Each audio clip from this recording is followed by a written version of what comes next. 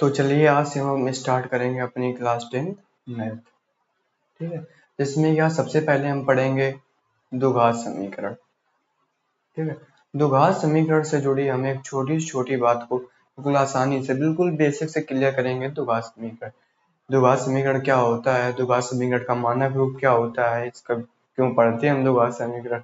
ठीक है, द्विघात समीकरण से जुड़ी हर एक छोटी से छोटी बात को हम बिल्कुल आराम से सीखेंगे। ठीक है, द्विघात समीकरण। द्विघात समीकरण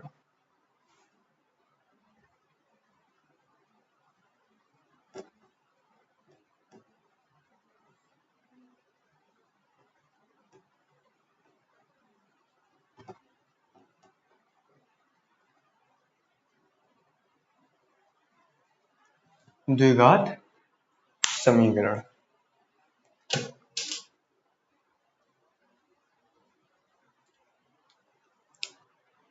द्विघात समीकरण। ठीक है, द्विघात समीकरण सबसे पहले हम ये समझते हैं कि द्विघात का मतलब क्या होता है और समीकरण क्या होता है। ठीक है, फिर उसके बाद हम समझेंगे कि द्विघात समीकरण क्या होता है। ठीक है, सबसे पहले समझते हैं हम द्विघात।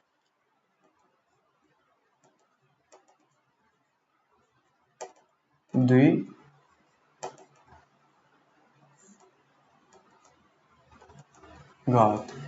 तो द्विघात का मतलब होता है हमारा घात का दो होना। द्विघात का सिर्फ मतलब होता है कि घात का दो होना। घात का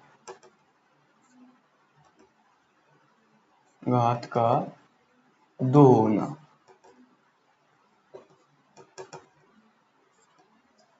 ठीक है, और अब हम समझते हैं समीकरण क्या होता है। ठीक है, अब समझते हैं हम कि हमारा समीकरण क्या होता है। समीकरण, ठीक है,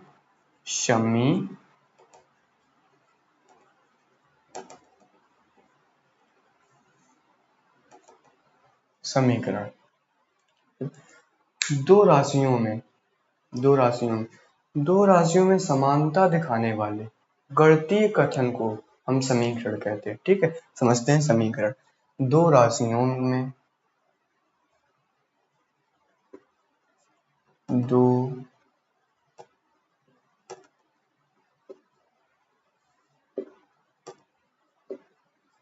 राशियों में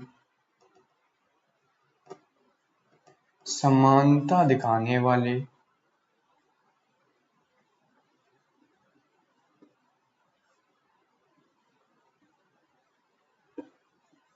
वाले गणितीय कथन को हम समीकरण कहते हैं।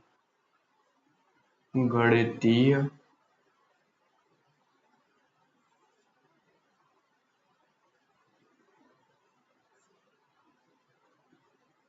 कथन को समीकरण कहते हैं।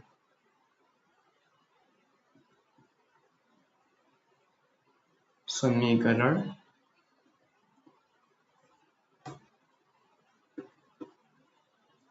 कहते हैं। जैसे एग्जाम्पल x प्लस 5 बराबर 10। ठीक है, ये हमारा एक समीकरण है। ठीक है, समीकरण क्या होता है, दो राशियों में समानता दिखाने वाले गणितीय कथन को हम समीकरण कहते हैं। जैसे x प्लस 5 बराबर 10, ये हमारा एक समीकरण है। ठीक है, अब समीकरण में जो ये x है, x इसे हम बोलते हैं चर राशि। ठीक है, चर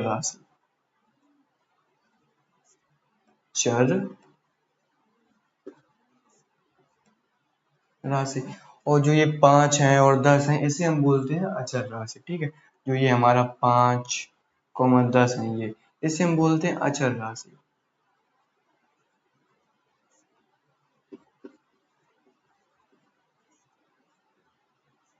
अचर राशि।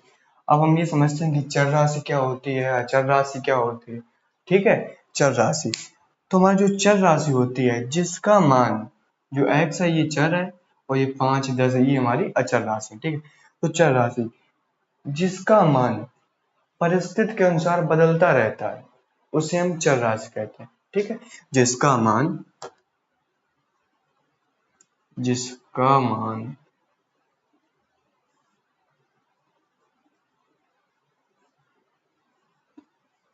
परिस्थिति के अनुसार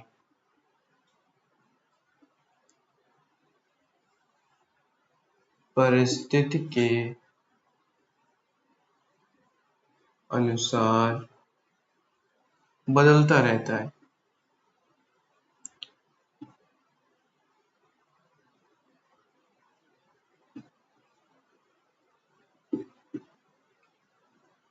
जिसका मान परिस्थिति के अनुसार बदलता रहता है उसे हम चर राशि कहते हैं। जैसे मान लो इधर x है, इधर x प्लस 5 बराबर 10, इधर अगर x का मान निकालेंगे तो x बराबर 10 माइनस 5 बराबर 5 आ जाएगा।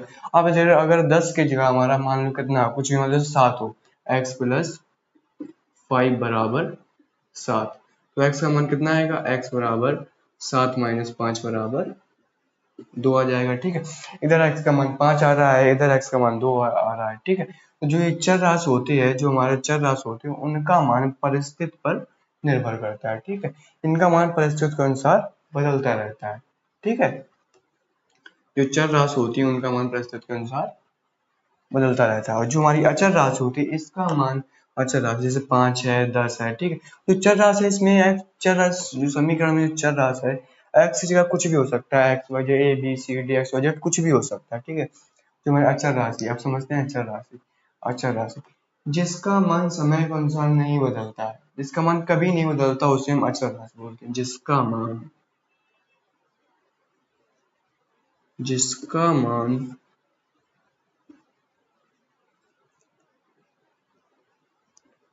कभी नहीं बदलता है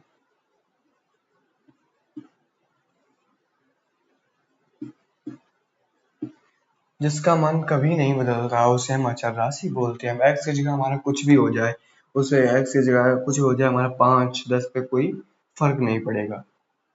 ठीक है, इसे हम बोलते हैं अचर राशि। अब हम समझते हैं द्विघात समीकरण। ठीक है, तो हमारा जो द्विघात समीकरण होता है उसकी दो शर्तें होती हैं। ठीक है, द्विघात समीकरण की दो शर्तें होती हैं। शर्तें,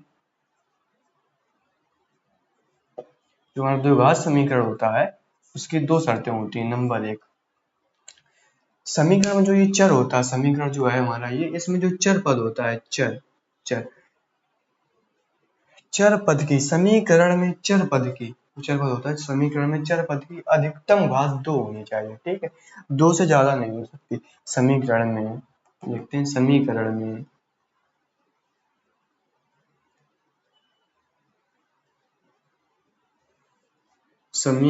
में चर पद की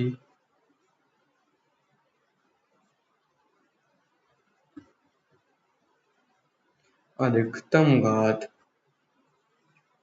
चर पद की, समीकरण में चर पद की अधिकतम घात 2 होनी चाहिए।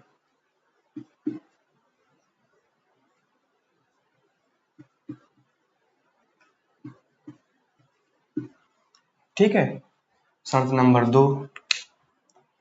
दूसरी शर्त हमारी क्या होती है, जो द्विघात समीकरण होता है इसमें जो चर पद होता है, चर पद के द्विघात, चर पद के द्विघात का गुणांक 0 नहीं होना चाहिए। चर पद के द्विघात का गुणांक 0 के बराबर नहीं होना चाहिए। समीकरण में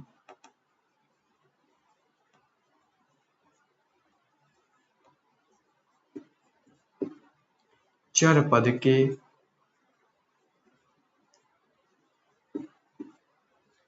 द्विघात का गुणांक,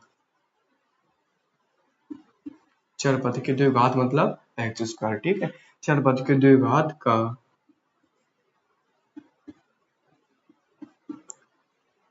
गुणांक 0 नहीं होना चाहिए, 0 नहीं होना चाहिए। ठीक है,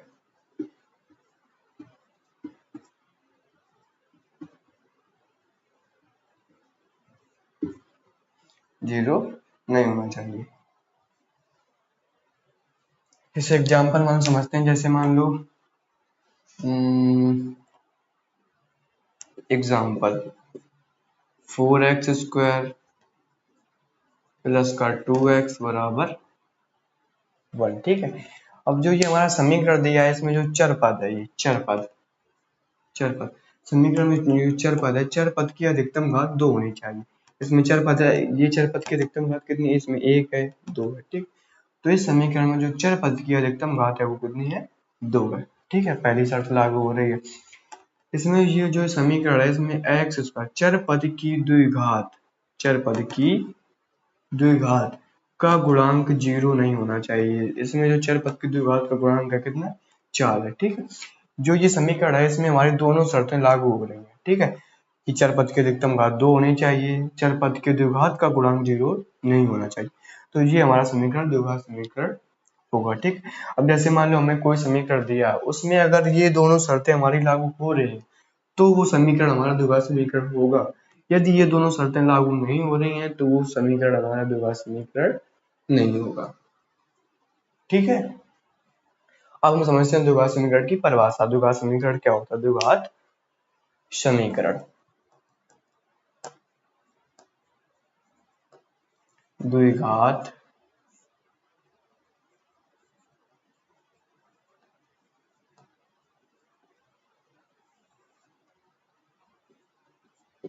द्विघात समीकरण। हाँ, समझते हैं द्विघात समीकरण, ऐसा बीजगणितीय रूप, ठीक है, ध्यान से समझना, ऐसा बीजगणितीय रूप जिसमें चर पद की अधिकतम घात 2 एवं चर पद की द्विघात का गुणांक 0 के बराबर ना हो, उसे ही हम द्विघात समीकरण बोलते हैं। ऐसा समीकरण, ऐसा बीजगणितीय रूप, ऐसा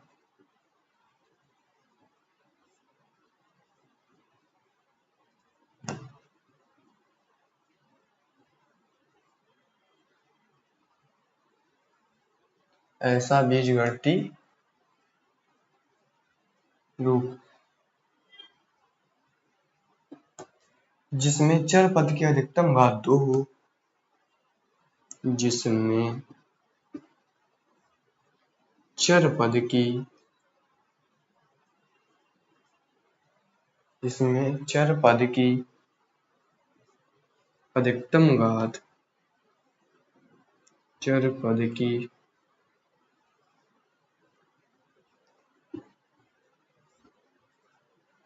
अधिकतम घात 2 हो एवं चर पद के द्विघात का गुणांक 0 के बराबर ना हो, एवं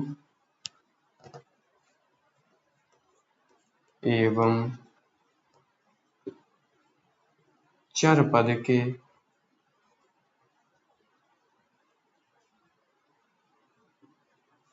द्विघात का गुणांक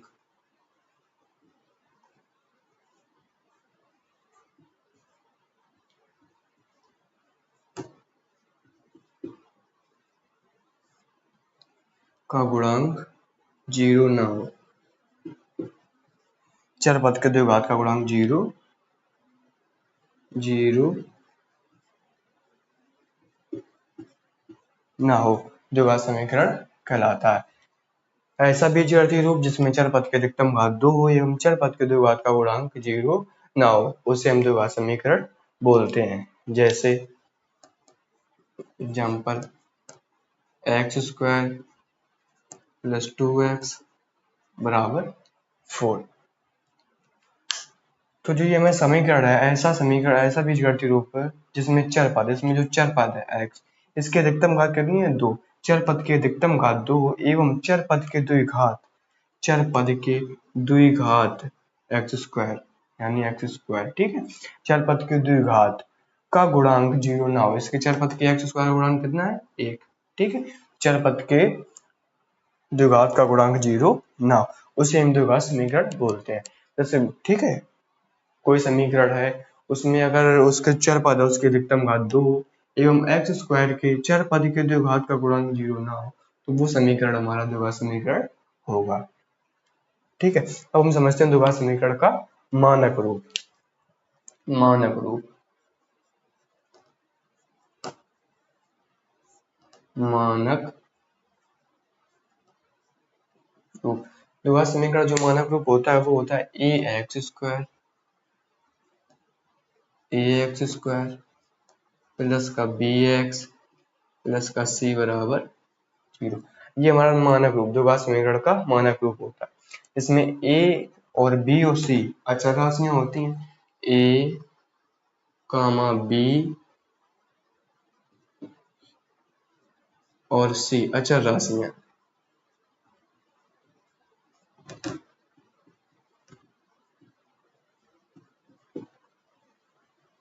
अचर राशियां, ठीक है। और a एक्स स्क्वायर का गुणांक a equal to not zero, a zero के बराबर नहीं होना चाहिए, ठीक है। तो समीकरण जो मानक रूप है इसमें a b c है, जो ये हमारी अचर राशियां, और एक्स स्क्वायर का गुणांक है यानी a equal to not zero, a zero के बराबर नहीं होना चाहिए। इसमें जो ये मानक रूप होता है हमारा, इसमें जो b होता है ये हमारा जीरो के बराबर हो सकता है, ठीक है। जैसे मान लो b बराबर जीरो, b जीरो के बराबर हो गया, b equal to zero,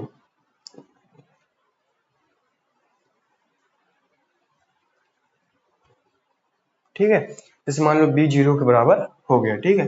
b तो हमारा जो समीकरण मिलेगा वो क्या मिलेगा, b जीरो के बराबर हो गया, तो हमारा समीकरण क्या मिलेगा, जैसे b जीरो हो गया तो ये पूरा पद जीरो हो जाएगा। तो जो हमें समीकरण मिलेगा वो मिलेगा a एक्स स्क्वायर प्लस का c बराबर जीरो, ठीक है।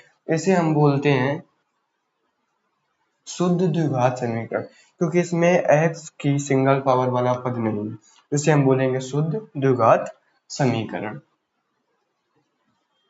शुद्ध द्विघात समीकरण, ठीक है।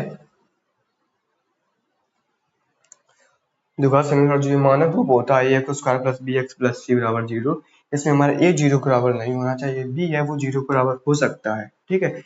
तो जो जब जब b हमारा जीरो के बराबर होता है तो हमें समीकरण मिलता है a x square plus C बराबर जीरो, जिसे हम शुद्ध द्विघात समीकरण बोलते हैं, क्योंकि इसमें एक्स की सिंगल पावर वाला पद नहीं होता। जैसे मान लो ये हमारा समीकरण x square plus two x बराबर फोर, इसमें एक्स की डबल पावर वाला पद है, एक्स की सिंगल पावर वाला भी पद है, तो इसे हम बोलेंगे मिश्र द्विघात समीकरण, ठीक है। तो हम द्विघात समीकरण के बारे में बिल्कुल आराम से, बिल्कुल विधिवत से हम सीख चुके हैं कि द्विघात समीकरण क्या होता है, द्विघात समीकरण का मानक रूप क्या होता है। द्विघात समीकरण सबसे पहले इसमें हमने ये सीखा कि द्विघात समीकरण, सबसे पहले हमने ये सीखा कि द्विघात का मतलब क्या होता है। द्विघात का मतलब होता है घात का दो होना। फिर हमने ये सीखा कि समीकरण क्या होता है, दो राशियों में समानता दिखाने वाले गणितीय कथन को हम समीकरण बोलते हैं, ठीक है। समीकरण जैसे x प्लस फाइव बराबर 10, इसमें जो x है उसे हम बोलते हैं चर राशि, जो ये 5 10 इसे हम बोलते हैं अचर राशि। अचर राशि, चर राशि क्या होती है, जिसका मान परिस्थिति के अनुसार बदलता रहता है, उसे हम बोलते हैं चर राशि, ठीक है। अचर राशि क्या होती है, जिसका मान कभी नहीं बदलता, उसे हम बोलते हैं अचर राशि, ठीक। समीकरण में जो चर राशि होती है ये कुछ भी हो सकती है, ए बी सी डी, कुछ भी एक्स वाई जेड कुछ भी हो सकती है, ठीक है। ये नहीं कि एक्स है तो एक्स ही होनी चाहिए, ठीक है, कुछ भी हो सकती है चर राशि, कुछ भी हो सकती है। जो हमारा द्विघात समीकरण होता है उसकी दो शर्तें होती हैं, ठीक है। शर्त नंबर एक, समीकरण में जो चर पद होता है, समीकरण में जो x है ये चर पद की अधिकतम घात दो होनी चाहिए, ठीक है, ना ही इससे कम होनी चाहिए। अगर समीकरण में अधिकतम घात दो नहीं है तो हमारा द्विघात समीकरण नहीं होगा। अगर अधिकतम घात दो से मान लो चर पद की तो घात है वो दो से ज्यादा है तो भी हमारा द्विघात समीकरण नहीं होगा, ठीक है। समीकरण में जो चर पद होता है, चर पद के द्विघात का गुणांक जीरो नहीं होना चाहिए, ठीक है। जैसे मान लो द्विघात ये है, द्विघात अगर चर पद के द्विघात का गुणांक जीरो के बराबर हो गया हमारा, तो ये पूरा पद फोर एक्स स्क्वायर पूरा पद जीरो हो जाएगा, तो हमें समीकरण क्या मिलेगा, टू एक्स बराबर वन, जो कि हमारा द्विघात समीकरण नहीं होगा, क्योंकि समीकरण में चर पद की अधिकतम घात दो होनी चाहिए, ठीक है। हम समझते हैं द्विघात समीकरण ऐसा बीजगणितीय रूप जिसमें चर पद की अधिकतम घात दो हो एवं चर पद के द्विघात का गुणांक जीरो ना हो, उसे हम द्विघात समीकरण कहते हैं, ठीक है। अब हम समझते हैं द्विघात समीकरण का मानक रूप क्या होता है। द्विघात समीकरण का मानक रूप होता है A X square plus B X plus C बराबर जीरो, जिसमें कि ए बी सी अचर राशियां होती हैं, A equal to not zero, A zero बराबर नहीं होता। इसमें जो हमारा बी है वो जीरो बराबर हो सकता है, यदि हमारा बी जीरो बराबर हो जाता है तो हमें समीकरण क्या मिलता है, A X square plus C बराबर जीरो, जिसे हम शुद्ध द्विघात समीकरण बोलते हैं, क्योंकि इसमें एक्स की सिंगल पावर वाला पद नहीं है, ठीक है। चलिए आज हमने द्विघात समीकरण के बारे में जाना, द्विघात समीकरण क्या होता है, द्विघात समीकरण का मानक रूप क्या होता है, ठीक है। मतलब द्विघात समीकरण से जुड़ी हर एक छोटी से छोटी चीज को बिल्कुल आसानी से क्लियर किया। ठीक है, तो अभी ये वीडियो आपको कैसी लगी एक कमेंट जरूर करना। अगर वीडियो अच्छी लगी हो तो वीडियो को लाइक कर देना है। ठीक है, अब चलो आज के लिए इतना ही, मिलते हैं अगले